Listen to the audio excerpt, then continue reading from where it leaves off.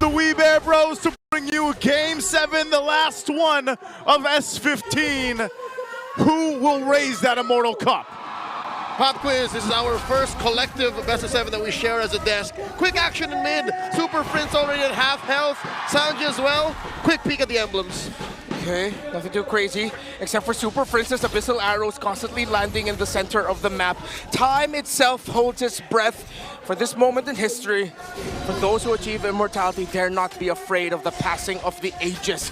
Can the timeless legacy of Tlph be immortalized by being the first to win the Immortal Cup and winning his 4th MPL trophy?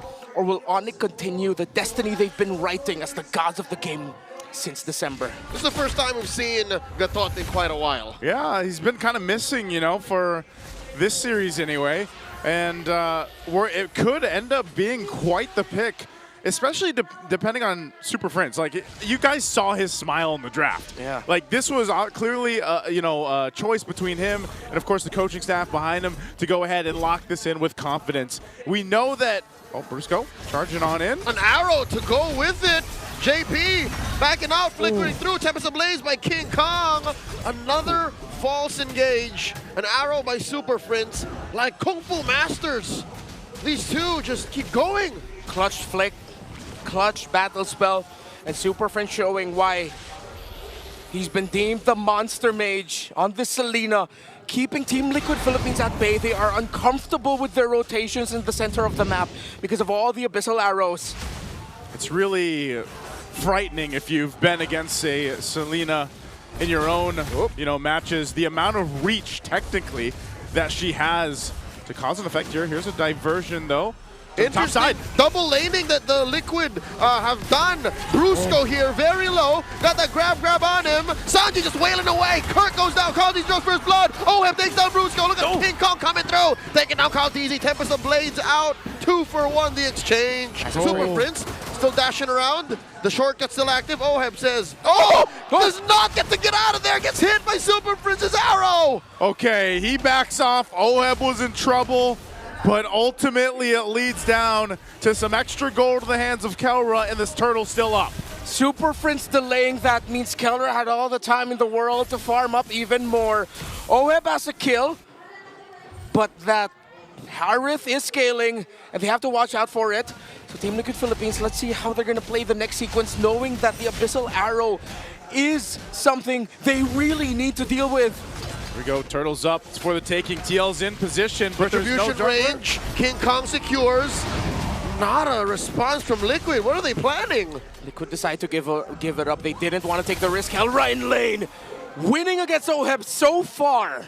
This has been. Sometimes I wish we had another camera where we could just watch the gold lane. Because these two when they're playing, they're always going at it. They're always trading, and there's always a moment where one of them goes down or not. But ultimately, they've tested the limits between each other in that gold lane, and that's what we love to see. Difficult thing also playing up against a Gatot Kacha as a chip lineup is that the taunt of the Gatot works similarly to how we saw the Kufra gave headaches to JP earlier. The Tyrant's Rage, Revenge, the Bouncing Balls even.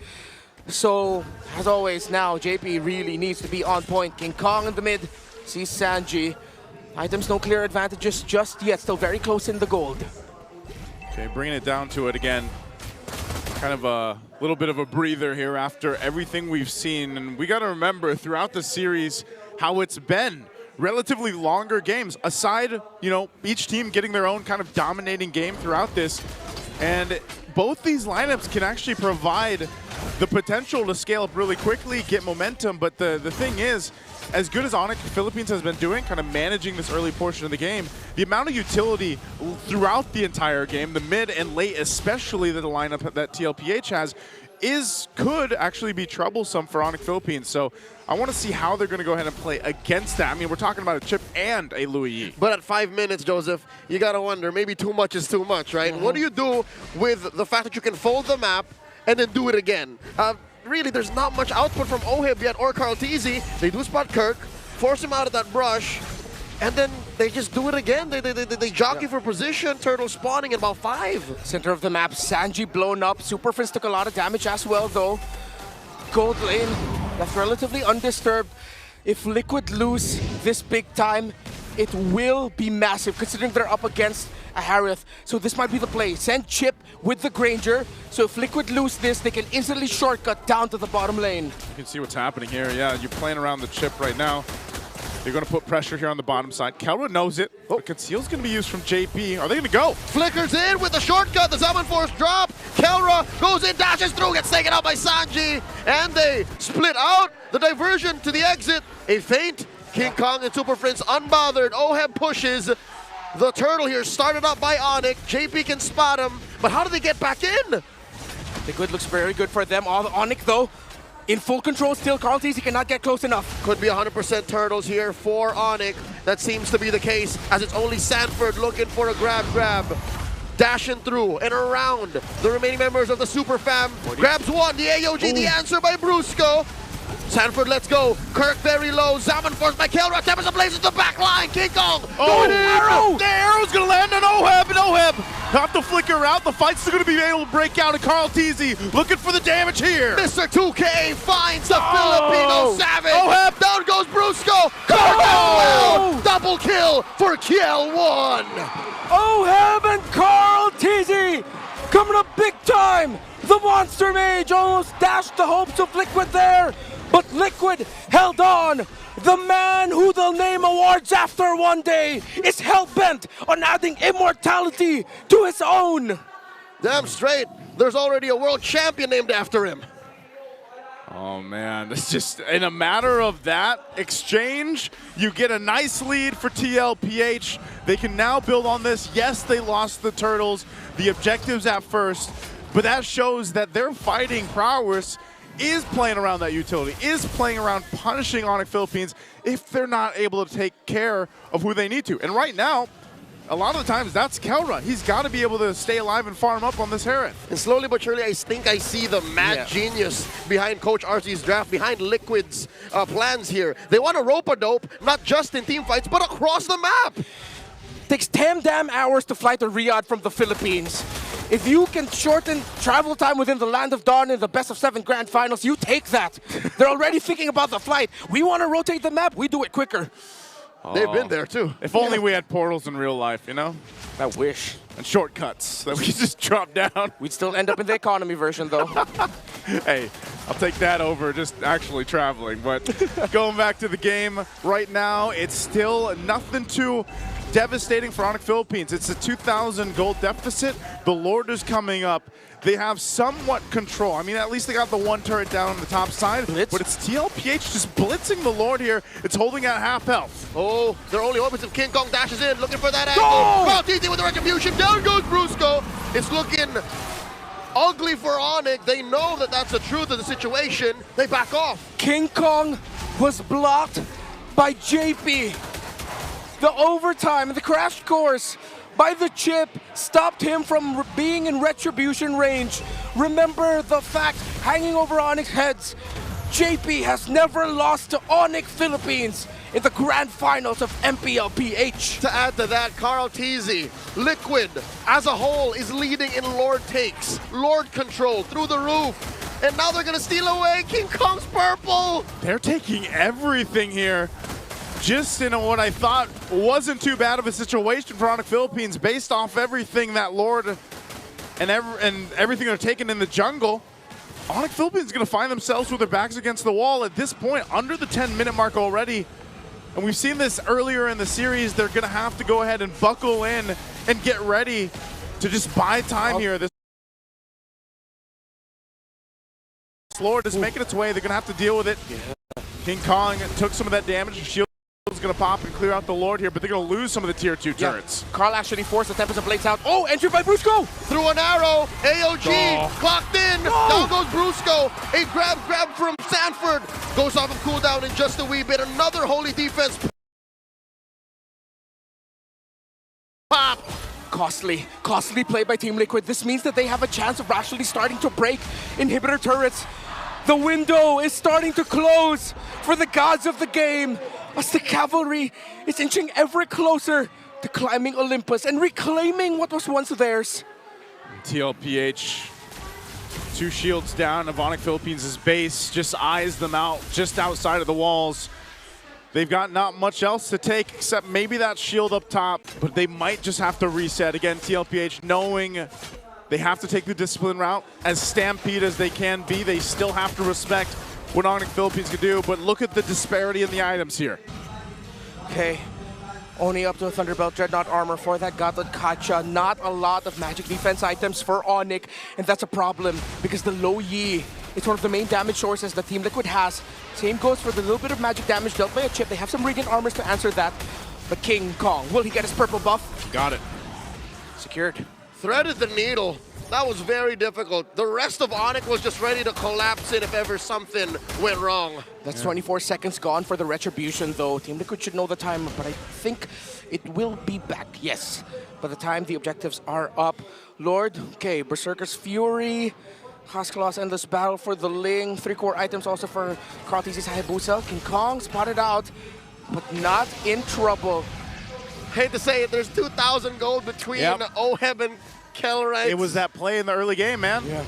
It put Kelra behind. It's a mid-game snowball. Yeah. Oheb is so damn rich. He's got so much money right now. Lord is up.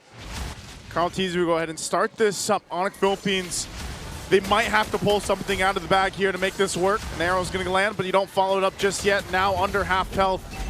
They still calculate this out here. 40, protecting starboard. They jump in on it. Kirk bites it. Lord at about half health. An arrow misses its mark. Sanford clearing the fence brush, clearing the Y brush.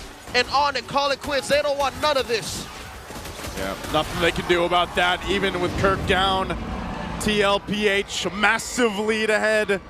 They'll get prepped and ready to march towards the base and possibly end it here against Onic Philippines. The Granger low Yi burst, way too much. The wave clear for Onic, difficult to pull off. 7,000 in the gold. King Kong steals a buff away from Tlph.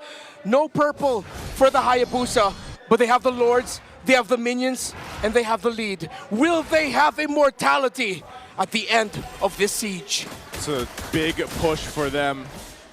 Full force for Onic Philippines. The arrow is going to be thrown out. There's a conceal, though, coming in for the base here. JP setting it up. Look at the angle Brusco. by Brusco, charging up that taunt right in the middle. Smackdown on Liquid. Down goes Oheb. King Kong finds him. Tempest ablaze up into the skies. The diversion. The exit. Down goes Sanji. Liquid forced to back off. That was not how they saw it coming. King Kong gets shadow kill on him. Instead it's on Prince. He flickers out another AOG. They want to take out Brusco. Not enough firepower between the remaining members of Liquid. They stay calm, they stay collected, and Onic Philippines will stay in the game. Brusco had an MVP performance earlier, and he just pulled off an MVP save. He got Oheb in the taunt. We talked about the unbreakable. Perfect target by the Bruiser and a perfect follow-up by King Kong. Liquid, though, are still definitely in the lead and in the game, but Onic are beginning to see the light of hope beyond the clouds. Half a second of that trunch, half a second of the diversion could have saved Sanji, could have saved Liquid from much more pain, but this does shrink their gold lead and cutting it in half. Holy Crystal built already for Kelra. Roam boots blessings all around for both Onic and Liquid so that their lowest gold earner can catch up in the EXP and the gold. Right now, it's both roamers for both sides.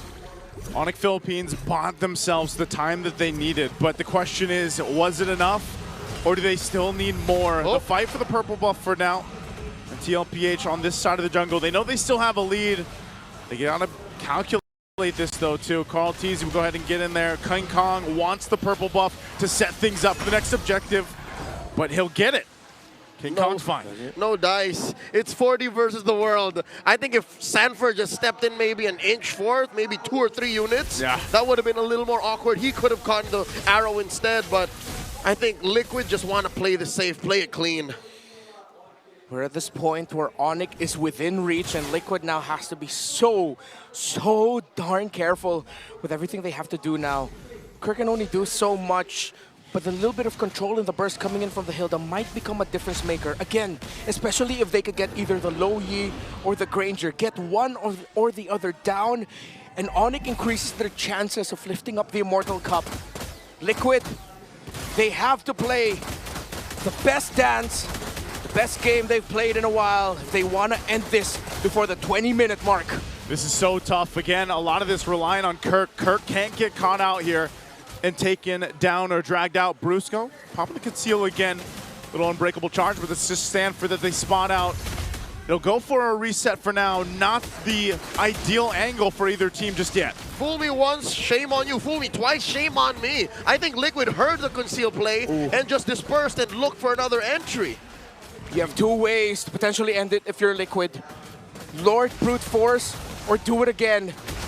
A portal. Can they? Not sure if they can here. Again, look at this. Look at the placements for JP. Under half health. And there you go, the retribution by Mr. 2K. Tempest of Blades knocks up Sanford. Kelra takes him down. It's a man out for the Cavalry. JP catches an arrow, but still, the surgical approach. Liquid gets a diversion in. The off angle. Onic, they anticipated this AOG just to make sure Brusco can close the gap. They knew they couldn't risk it. JP will have his shortcut available to bring Sanford back faster into the game. Minion waves crashing in. Enhanced they are. 16 minutes in Liquid. This looks good for them to end. But can they avoid another Onic clapback? Carl Teasy almost forced to respond there. The Lord is inside the base. He counters it. Almost gone. Carl Teasy finds him. Shadow kill. Kirk follows up. And that's just 3 members left for the Super Fam. King Kong doing his darndest to clear the waves. The Lord gets taken down. Cavalry. Super Fam, we're about to witness a new age in MLBB. Brusco goes down, Tempest of Blades in disguise, but it's too late. The Cavalry reclaim the throne, stampeding through. Stallions, now immortals.